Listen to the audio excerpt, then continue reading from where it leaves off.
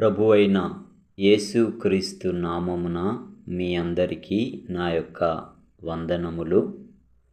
ఈ యొక్క సమయమందు యేసుక్రీస్తు యొక్క రక్తము గూర్చిన ప్రత్యేకతలు తెలుసుకుందాం.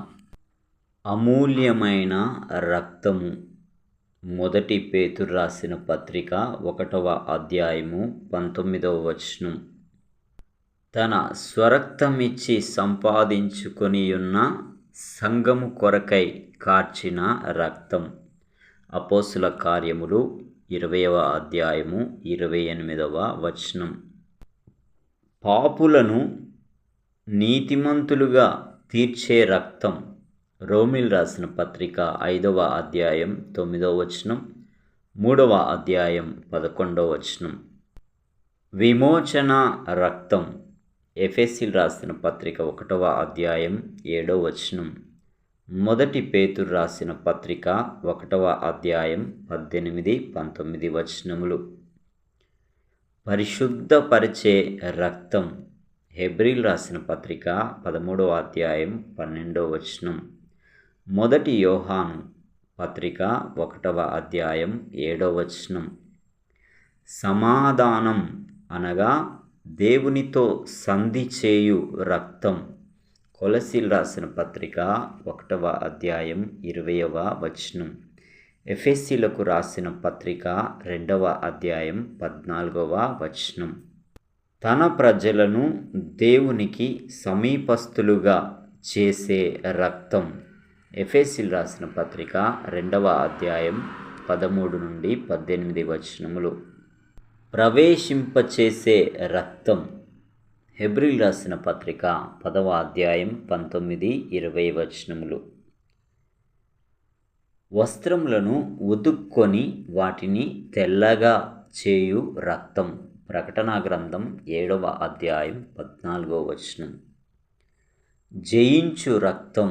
ప్రకటన గ్రంథం 12వ అధ్యాయం 11వ వచనం.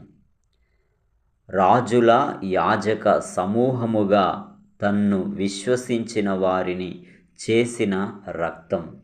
ప్రకటన 1వ అధ్యాయం 6వ వచనం, 5వ అధ్యాయం 9వ వచనం.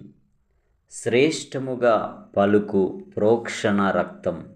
హెబ్రీయులకు రాసిన పత్రిక 12వ అధ్యాయం 24వ వచనం. క్రొత్త నిబంధన రక్తం. లూకాసు వార్త 22వ అధ్యాయం 20వ వచనం.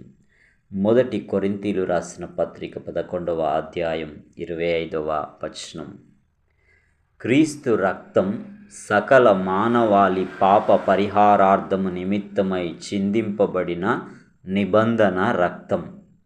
ఆ రక్త ప్రోక్షణ యొద్దకి ఏ పాపి వచ్చి తన పాపము ఒప్పుకుంటాడో అట్టి వారికి పాప క్షమాపణ ఇచ్చుటకు కార్చిన రక్తమే ప్రభువైన క్రీస్తు యేసు రక్తం. ఈ రక్తములోనే పాపికి పాప క్షమాపణ.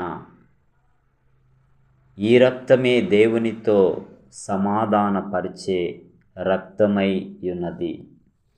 క్రీస్తు రక్తం ప్రతి పాపమును పరిశుద్ధపరిచే శక్తిగల రక్తమై ఉన్నది. ఇక ఆలస్యమెందుకు?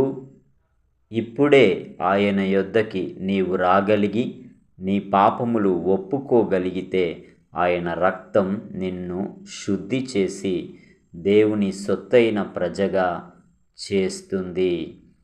దేవుడు ఇట్టి మాటలతో మనతో మాట్లాడుతుండగా లోబడి నడిచిన ఎడల మనలను ధన్యులనుగా చేయును.